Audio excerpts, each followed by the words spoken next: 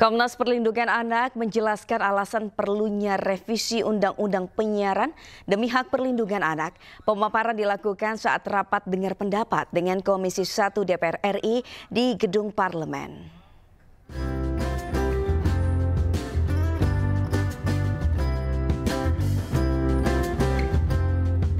Komisi 1 DPR RI menggelar rapat dengar pendapat bersama Komnas Perlindungan Anak di Gedung DPR Senayan, Jakarta. Dalam kesempatan itu, Komnas Perlindungan Anak menyatakan bahwa Undang-Undang Penyiaran perlu direvisi. Pesatnya perkembangan teknologi mengharuskan pengawasan lebih dari pemerintah demi menjaga hak-hak perlindungan terhadap anak Indonesia. Komnas Perlindungan Anak berharap pengesahan Undang-Undang Penyiaran yang baru segera terlaksana. Kita sangat menunggu sudah lama sekali tentang ini. Karena Undang-Undang Penyiaran kita itu terakhir kali itu tahun 2002. Artinya sudah berusia 23 tahun. Bagaimana mungkin misalnya Undang-Undang Penyiaran itu tidak direvisi, sementara teknologi digital sekarang, teknologi penyiaran sudah sangat masif dan sangat berkembang maju luar biasa sekali. Artinya kita tidak siap lewat undang-undang. Nah, bagaimana mungkin kita bisa edukasi, mengontrol, mengawasi hak anak itu terpenuhi kalau undang-undang penyiarannya juga tidak direvisi. Untuk mewujudkan terciptanya perlindungan hak-hak anak Indonesia, Komnas Perlindungan Anak terus mengawal pengesahan revisi Undang-Undang Penyiaran bersama Komisi 1 DPR RI dan KPAI. Dari Jakarta, Abdul Aziz Auliasyah Ramadan, iNews melaporkan. Kita ke informasi lain, pemirsa. Asrama Haji Pondok Gede hari ini menerima calon jemaah haji gelombang 1 embarkasi Jakarta. Mereka akan beristirahat di Asrama Haji Pondok Gede sebelum berangkat ke Tanah Suci besok. Calon jemaah haji gelombang 1 embarkasi Jakarta menerima 3 kloter hari ini dari Jakarta Utara dan Banten. Satu kloter terdiri dari 300 hingga 400 jemaah dan mereka akan beristirahat di Asrama Haji Pondok Gede Jakarta sebelum berangkat ke Mekah besok dini hari.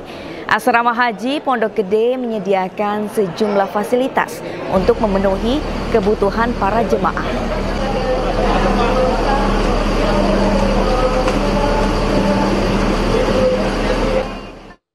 Dan untuk mengetahui informasi terkini, kita sudah terhubung dengan rekan Camar Henda dari Asrama Haji Pondok Gede Jakarta. Ya Camar, bagaimana situasi terkini sana, persiapan jelang keberangkatan? Baik, ya selamat siang. Ya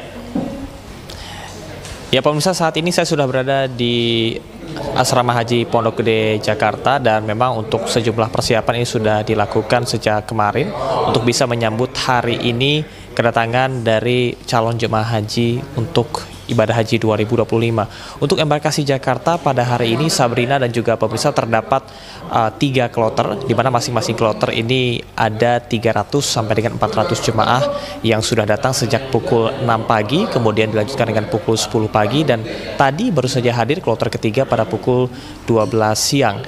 Nah, adapun sejumlah kloter ini yang sudah hadir memang berasal dari 3 daerah, yakni ada dari Jakarta Utara, kemudian juga dari Banten, dan juga sejumlah wilayah DKI, dan juga campuran. Nah, tadi seperti yang Anda sampaikan bahwa mereka ini akan diberangkatkan pada esok hari, dan untuk pemberangkatan paling awal terjadi pada pukul 00.30 waktu Indonesia Barat dini hari untuk kloter pertama menuju ke Madinah, yakni pada 2 Mei 2025. Kemudian juga tadi kami melihat ada sejumlah alur khusus yang dilaksanakan, diantaranya adalah Mekah Route, yakni pemeriksaan imigrasi dilakukan secara langsung di embarkasi Jakarta, tepatnya di tempat saya melaporkan saat ini, yakni di Asrama Haji Pondok Gede Jakarta, sehingga nantinya pemeriksaan imigrasi tidak perlu dilakukan lagi pada saat mereka tiba di bandara, hanya perlu melaksanakan pemeriksaan imigrasi dari pemerintah Arab Saudi. Dan alur yang tadi kami lihat diantaranya adalah pemeriksaan cek kesehatan, kemudian juga pembagian kamar, kemudian juga adanya pembagian kotak P3K, dan juga kebutuhan obat-obatan, serta pengecekan imigrasi, hingga pemberian living cost senilai Rp750.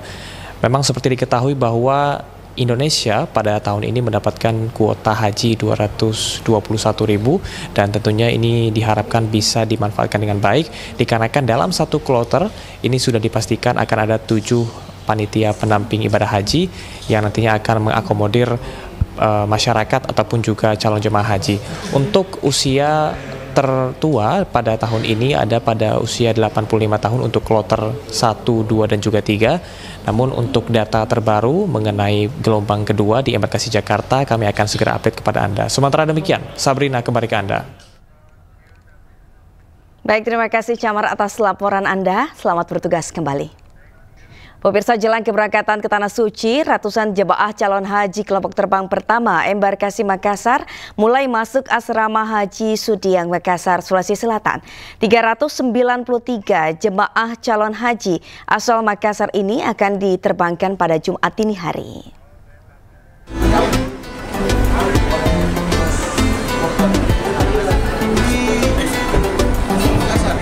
393 jemaah calon haji kloter pertama embarkasi Makassar tiba di asrama haji Sudiang, Piring Kanaya, Makassar.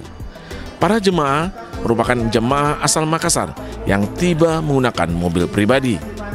Mereka diarahkan masuk ke Aula Arafah untuk menjalani proses penerimaan oleh panitia pemberangkatan haji. Mengikuti pembekalan, pemeriksaan kesehatan akhir, pembagian paspor, dan living cost sebelum berangkat ke Tanah Suci Jumat dini hari melalui Bandara Sultan Hasanuddin, Makassar. Sementara untuk proses penerimaan haji di tahun ini masih mengutamakan lansia dan disabilitas. Ya, alhamdulillah semua ini kan sudah finish di sini, sudah final di sini.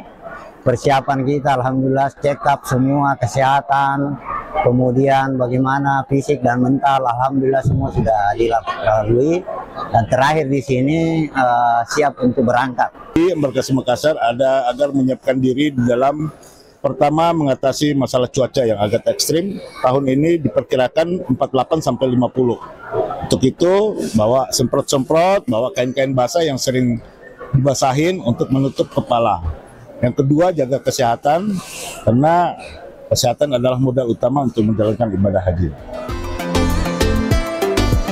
Tahun 2025, embarkasi Makassar akan memberangkatkan jemaah calon haji sebanyak 15.856 jemaah yang terbagi dalam 41 kloter dari beberapa provinsi dan kabupaten kota di bagian timur Indonesia. Dari Makassar, Sulawesi Selatan, Wahyu Ruslan, iNews melaporkan. Wakil Ketua DPR RI Sufmi Dasko Ahmad meminta Gubernur Jawa Barat Deddy Mulyadi yang rencananya akan mengirim siswa bermasalah ke barak militer agar dikaji terlebih dahulu. Dasko menyebut karakteristik siswa di masing-masing daerah berbeda. Saya belum secara lengkap membaca statement dari Gubernur Jawa Barat. Tetapi mungkin hal-hal yang disampaikan oleh Gubernur Jawa Barat mungkin adalah hal-hal baru yang memang perlu dikaji terlebih dahulu secara matang sebelum kemudian dilaksanakan. Ya, kalau pemberlakuan itu kan hanya kemudian di daerah Jawa Barat ya. Saya juga belum tahu bagaimana respon dari DPRD Jawa Barat, tetapi kalau pendapat saya mungkin kita harus kaji terlebih dahulu secara matang sebelum kemudian diterapkan, karena ya mungkin untuk masing-masing daerah itu karakteristiknya.